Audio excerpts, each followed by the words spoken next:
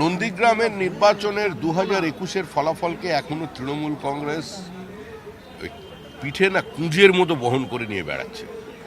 তো সেটা থেকে এরা ভুলতে পারেনি। কোনো মানুষ যদি দিনের পর দিন ওই স্যাস নামক অসুখে ভোগে, আমরা বারবার বলেছি আপনারা চিকিৎসা করান। এই শুভেন্দু অধিকারী সিন্ড্রোম যেটা শুরু হয়েছে, একটা স্নায়ু রোগ, এর থেকে এ ধরনের ঘটনা ঘটছে। রাজ্যের বিরোধী দলনেতাকে যদি সভা করার জন্য 104 বার হাইকোর্টের দ্বারস্থ হতে হয়, তো সে রাজ্যে গণতান্ত্রিক ব্যবস্থা বলে কিছু আছে? এবার শুভেন্দু অধিকারীর ওপরে প্রাণনাশের চেষ্টা হচ্ছে, প্রাণঘাতী হামলা হয়েছে। কুচবিহারের মগরাহাটে গাড়ি বন্ধ অবস্থায় সেখানে পেট্রোল ছেটানো হলো।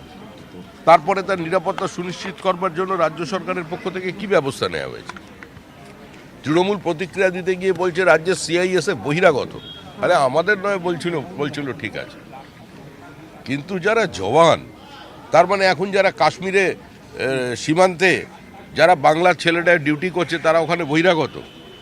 যারা সিয়াচিন বর্ডারে -30 ডিগ্রি সেলসিয়াসে তাদের নিরাপত্তা সুনিশ্চিত করার জন্য কাজ করে চলেছেন, তারা ওই রাজ্যে বহিরাগত? তো এই ধরনের কথাবার্তা চলেছে। কুম্ভ মেলার থেকেও গঙ্গাসাগরে সাংঘাতিক দুরবস্থা। কুম্ভ মেলায় দুরবস্থা কিনা হয়েছিল কিনা, কিছু মানুষ প্রাণ গিয়েছিল, এটা তো কেউ অস্বীকার করেনি। দুর্ঘটনাই।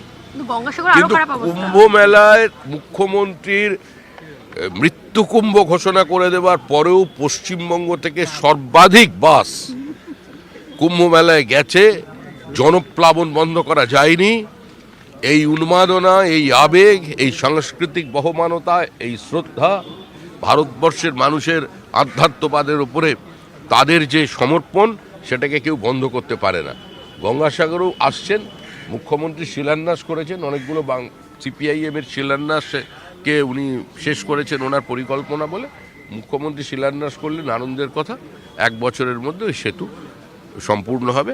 আগামী জুন মাস থেকে সেতু তৈরির কাজ শুরু করবে নতুন সরকার। প্রধানমন্ত্রীর কুশপুতল পোড়ানোর অভিযোগ সাবিনা ইয়াসমিনের বিরুদ্ধে, কিন্তু পুলিশ কোনো অভিযোগ দায়ের করছে না, পুলিশ অসহযোগিতার অভিযোগ।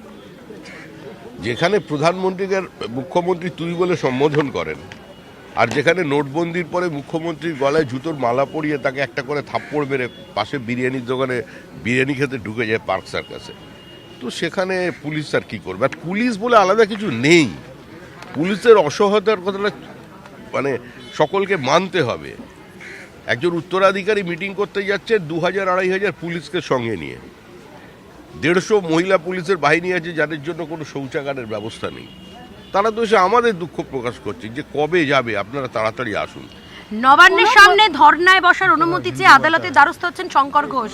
আবারও শঙ্কর ঘোষ যা বলার এই বিষয়ে শঙ্কর ঘোষ বলবেন, ঠিক সময় বলবেন। তৃণমূল বলছে কোন ভোটারের নাম যদি বাদ যায় তাহলে বিজেপি কর্মীদের হাত পা ভেঙে দেওয়া হবে, এরকমই হুমকি দেওয়া হচ্ছে। ভেঙে দিলে ভেঙে দেবে, তবে তৃণমূল দল আমরা ভেঙে দেবো না। তৃণমূল দলটা উঠে যাবে, একটু অপেক্ষা করুন।